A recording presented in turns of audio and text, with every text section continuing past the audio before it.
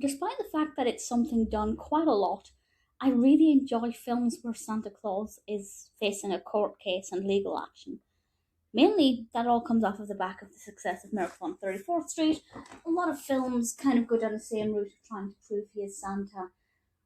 But what I really like about The Case for Christmas, the 2011 film, is that, yes, it's a Santa Claus court case, but it's not actually about proving he is Santa. It's quite unusual because these fully grown adults, and there is actually an underlying reason why, but I'm not going to spoil it, but these fully grown adults decide to sue Santa Claus for ruining Christmas. They're kind of saying, when I was younger, I didn't get the toys I asked for. Now I'm older and more bitter, and I'm going to sue you. And it does sound insane that fully grown adults would do that. There, as I said, there is a reason. It's actually quite a well-developed narrative, but I won't divulge that because it's not revealed until pretty much near the end.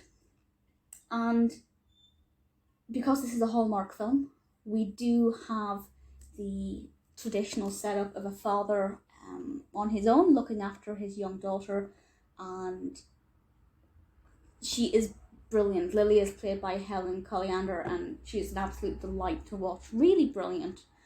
I particularly enjoyed a bit of acting she did when she was at the table at breakfast time wearing her fairy dress. There was just something about that performance that I thought was more mature than her age. I'm not entirely sure how old she was at the time, but certainly I'd say younger than 10. So the cast and the characters, all really happy with. Dean Cain, who plays Michael Sherman, Lily's father, is really likeable.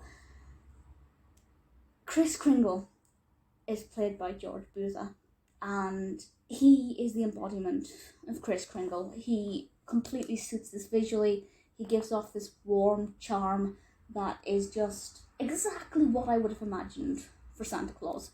Now, I will be honest, nobody will ever beat Attenborough as Santa Claus, as my Santa Claus. But this would be a pretty close contender.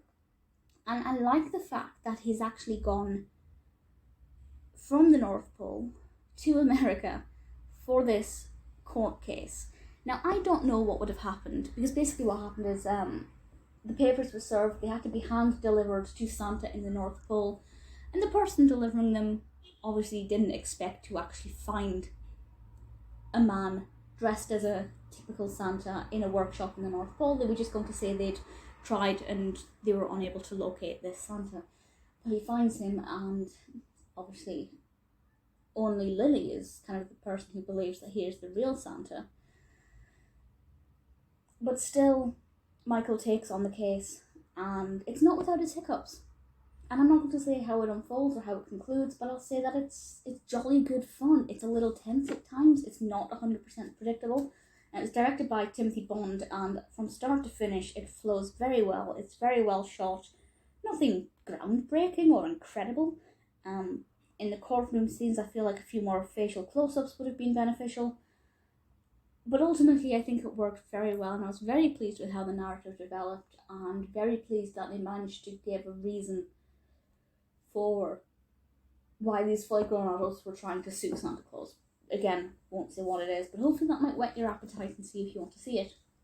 It's not the most Christmassy of films, which is unusual. There might have been Christmas music in it, but off the top of my head, I can't really think of any. It certainly wasn't very dominating. And the same with Christmas decorations, there are a few, but nothing too much. And for the most part, Kringle is not dressed in his traditional Santa Claus suit. So, in terms of getting into the Christmas mood, it's not actually that effective.